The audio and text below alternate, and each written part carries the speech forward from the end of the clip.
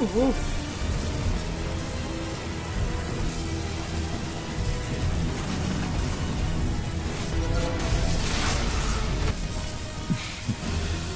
多谢你手下留情，你让我由衷的佩服。整个内蒙我还没服过谁。清玄，到底怎么回事？抽中4号，直接晋级。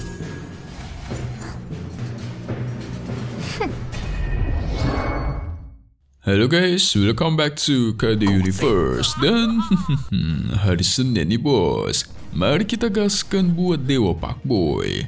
Abang di part 168 episode 189 kali ini, kita semua bakal melihat yang namanya pertarungan antar wanita terkuat, yaitu Meng Yi dan Senior Xiao. Ini bakal seru nih pertandingannya guys. Karena yang kali ini berbeda dari pertarungan sebelum-sebelumnya. Benar-benar ini pertarungan mengadu kekuatan siapa yang lebih kuat, nggak sampai bantai-bantaian ya. So mari kita review sedikit dulu buat part sebelumnya biar pada nggak lupa. Di mana kita semua sudah melihat bagaimanakah seorang Han Yun membuat semua orang kaget. Gimana enggak guys, saat dia membuka formasi pedangnya, tampak dirinya sudah mengalahkan seorang Kang Xian. Padahal Xian ini dikenal sebagai jenius antar para jenius. Namun sepertinya nggak ada apa-apanya di hadapan Dewa Pakboy, karena hanya butuh waktu sebentar saja udah dikalahkan guys. Pada akhirnya Ling Hu Changhe sekaligus gurunya Xian mengatai Han Yun yang sangat kejam. Semua tetua juga ikut memfitnahnya guys. Namun apa daya, ketua sekte membela Han Yun. Ling Hu Changhe hanya bisa memohon agar muridnya dilepaskan. Sampai-sampai dia berlutut guys. Seorang ketua divisi terhormat harus berlutut, mengejutkan semua murid tentunya. Tapi sayangnya, Han Yun itu orangnya sederhana guys. Dia mau dibantai, maka musuhnya juga harus siap dibantai. Sehingga Kang Xian pun meninggoy di hadapan Ling Hu Changhe. Diinjak oleh Han Yun sampai tidak bernyawa. Tentu seorang Ling Hu Changhe murka dan bakal membalas kejadian ini. Setelah ini pertarungan Meng Yi melawan Senior Xiao.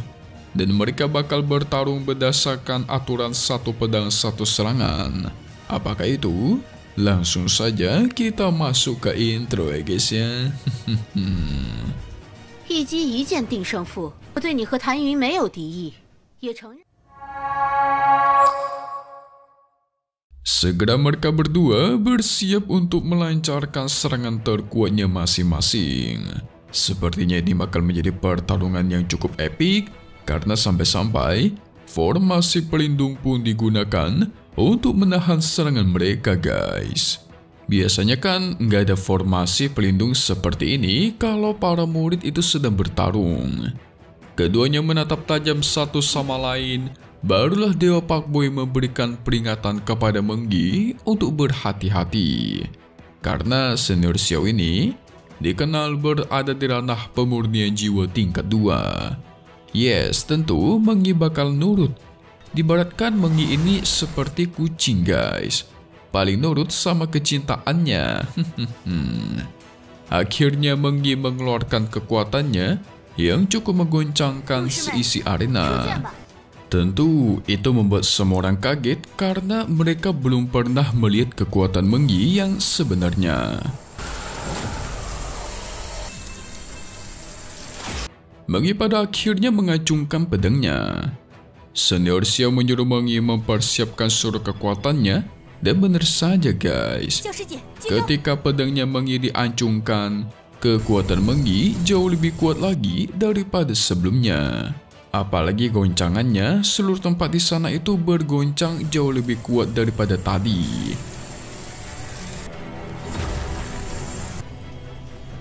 Sepertinya ini bakalan seru.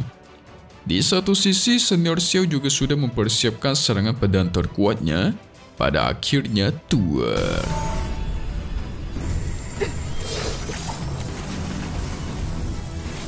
Keduanya pun melancarkan satu serangan terkuat dari pedang mereka dan adu kekuatan pun terjadi.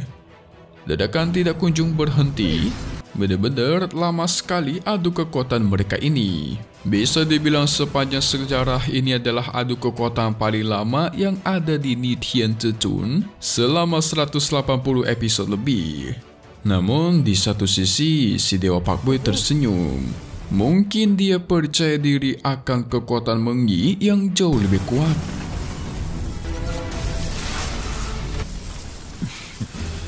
Ini adu kekuatannya lama banget guys. Sampai-sampai membuat Mimin bisa ranket 1 match dulu nih guys.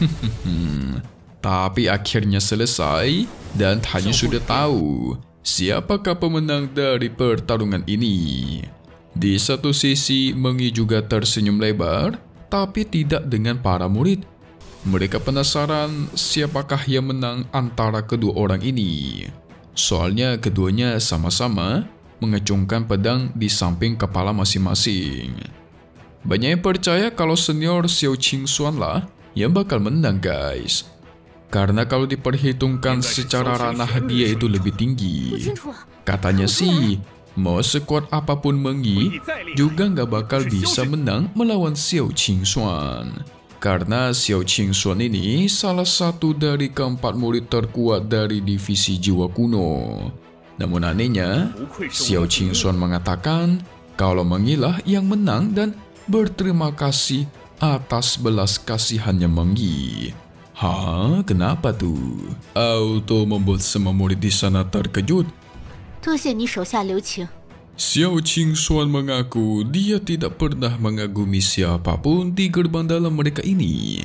Tapi setelah pertarungan ini, dia sangat kagum kepadamu Meng Yi.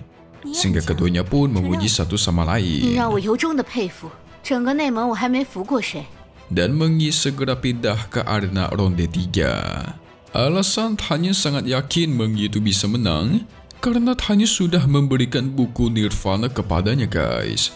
Jadi sekuat apapun Xiao Qingxuan juga bakal tetap kalah. Hehehe. Ini orang baru pindah udah main peluk aja nih.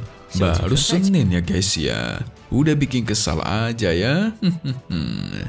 Namun di satu sisi, Qingxuan terlihat menangis terseduh-seduh. Tentu para murid ingin tahu kenapa Qingxuan senior mereka bisa kalah. Harusnya kan Meng Yi nggak bisa mengalahkannya guys. Segera salah satu senior menghampiri dan menenangkan Qingxuan. Dia ingin tahu apa yang sebenarnya sudah terjadi. Xiao Qingxuan menunjukkan di belakang lehernya ada luka. Dan dia meminta maaf sudah mengecewakan semua orang dari divisinya.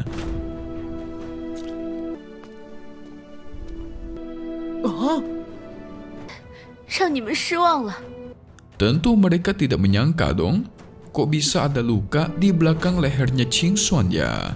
Yang ternyata guys, saat bertarung tadi, Meng Yi itu kecepatannya terlalu cepat dan kekuatannya jauh lebih kuat daripada Qingxuan. Di mana sebelum Qingxuan sempat menghunuskan pedangnya, Meng Yi sudah lebih cepat berhasil menusuk belakang lehernya Qingxuan. Jadi dari situlah sudah jelas kenapa Qingxuan bisa kalah telak ya. Itu semua terjadi ketika mereka adu kekuatan guys. Nah jadi ceritanya, si Meng Yi sengaja menusuk leher belakang Qingxuan. Kan kalau semisal belakang leher itu nggak kelihatan karena ditutupi oleh rambut. Dengan begitu otomatis tidak mempermalukan Qingxuan karena ketahuan kalah telak. Nah dari situlah kenapa seorang Qingxuan bisa mengatakan dia sangat mengagumi Meng Yi. Sehingga mereka pun berterima kasih atas belas kasihannya Meng Yi. Mantap kan? Ini baru pertarungan sejati, pertarungan sehat ya. Cukup tunjukkan siapa yang lebih kuat. Sampai-sampai ketua sekte mengakui pertarungan ini sangat bagus. Jadi setelah ini, Su Ping lah yang bakal memimpin acaranya. Tentu orang-orang bingung dong, apalagi para ketua divisi guys. Kenapa harus seorang Su Ping lah yang diperintahkan untuk memimpin acara berikutnya?